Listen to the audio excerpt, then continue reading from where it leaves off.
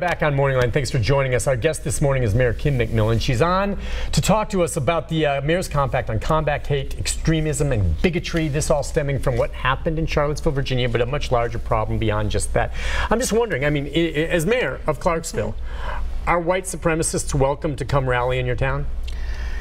Well, you know, I don't want to say welcome. What I will say is if there is a group that would like to exercise their constitutional free speech rights and they follow the law and the process and apply for a permit and meet all the requirements, then they will be given the opportunity to do that. But as mayor, because I don't believe in, you know, bigotry and, you know, intolerance and groups that spout off that kind of rhetoric, I would speak out against them, even though they would be allowed to have that, you know, ability to do that. But that wouldn't stop me from saying that we in Clarksville, we don't believe in intolerance. We don't believe in promoting racism or anti-Semitism or any type of, you know, avenue like that. And so it's my duty to speak out against it, even though I have no duty but to, I mean, I have a duty to follow the law if they meet all the requirements. That's the answer I thought you said, and I'm right with you on that. I mean, you would do nothing to legally stop them, and they went through everything fine, but you would prefer they not come. Exactly. Okay. Because I just don't want to promote intolerance. I just, if that's the reason they're coming, is to promote an agenda of bigotry and racism and intolerance, then I would prefer that they not come, because we in Clarksville don't believe in that. I'm just curious, is there a monument or a statue that's a point of contention in your city, to your knowledge?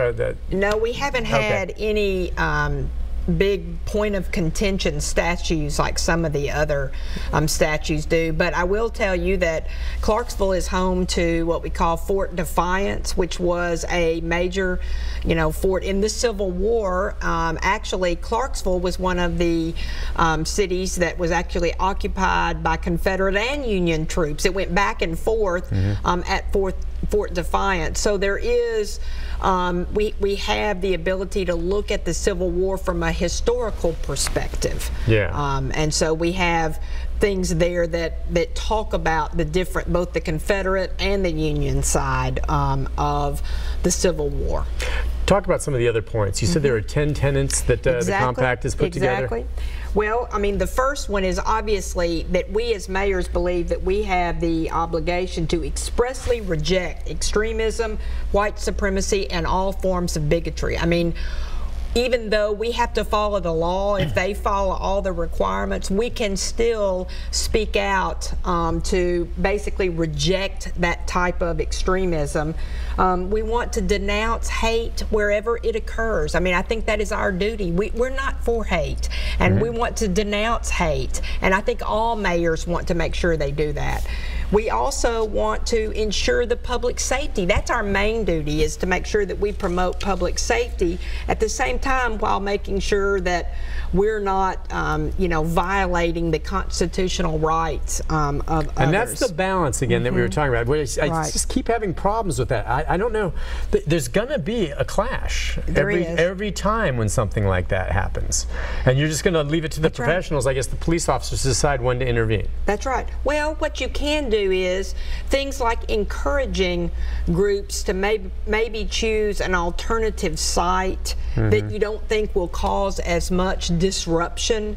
I mean, that doesn't mean you tell them they have to do something, but sometimes, as you said, speaking with them and encouraging them to maybe choose another site for their protest that won't cause as much of an issue. When we talk about, you know, dealing with weapons at, you know, political rallies and those types of rallies, maybe being able to prohibit those types of, you know, instruments, only because that tends to incite violence, and so we want to make sure we don't do that.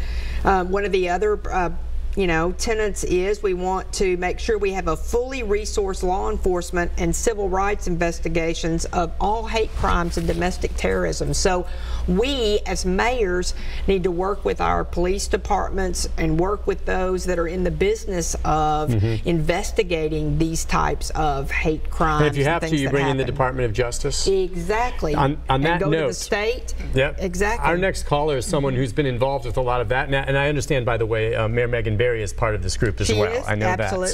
that. So let's go to Reverend Fuzz. Reverend, good morning.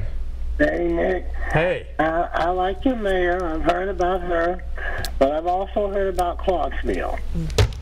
Okay, and I don't believe there's any kind of cover-up, but throughout the state, and in my work and in different groups, Clarksville is looked upon as one of the most racist cities in the state of Tennessee. I'm not saying that's true.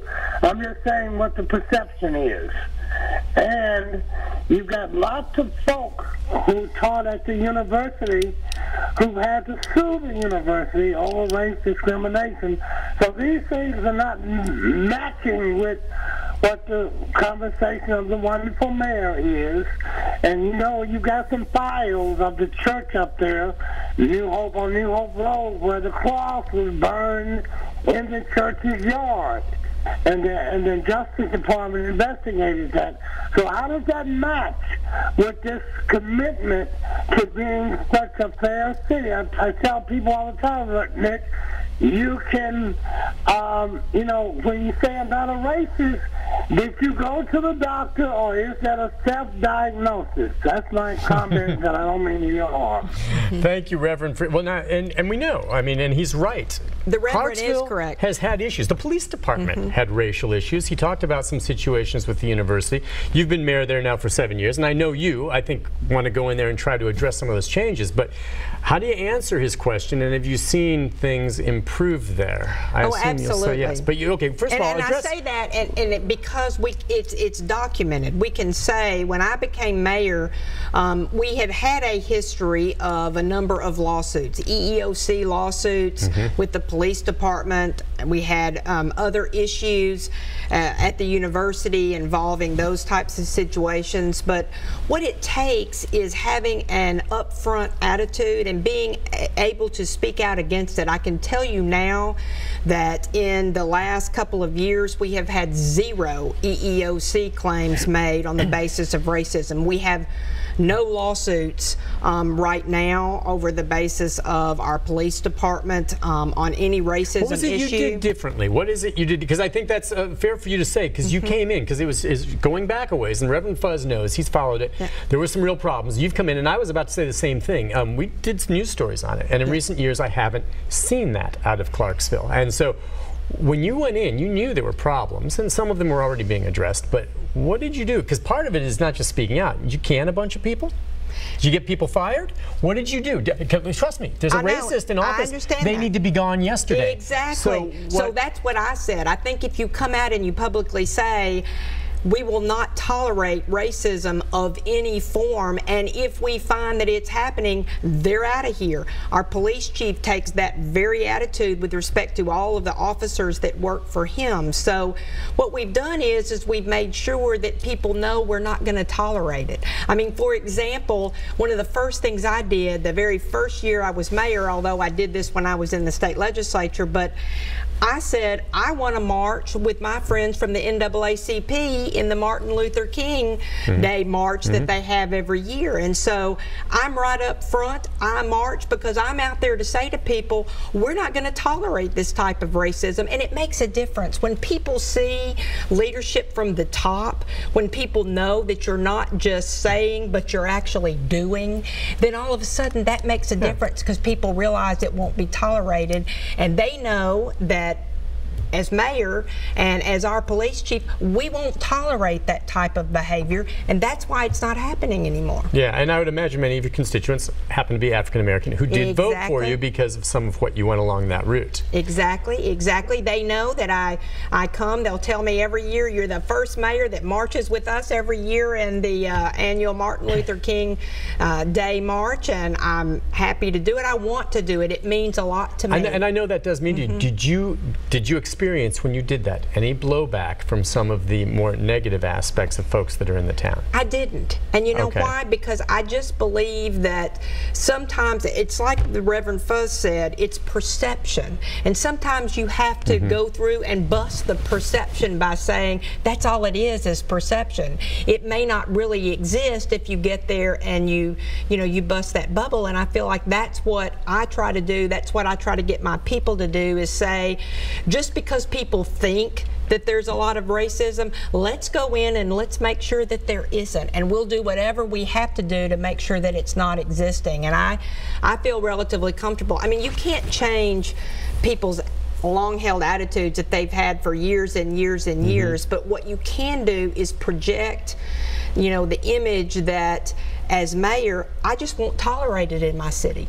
And so because you project that attitude, I think that makes a difference. Oh, it does. And the way you change this perception, which was based on some fact from the past, is, as I said, in the last 2 years, I don't believe there have been many stories done on any kind of EEOC lawsuits or racial discrimination lawsuits or anything along those lines, which I assume you're proud of. I am very proud of that. But I am glad the Reverend brought that up, because that is part of the equation there, and it's a sign that communities can change. All right, what were we through? Like four of the, I'm curious about some of these different points. Some of the other ones, as I told you, we want to elevate and prioritize anti-bias and anti-hate programs in our schools. We want to make sure that we focus in the schools on anti-hate messages, anti-bias messages.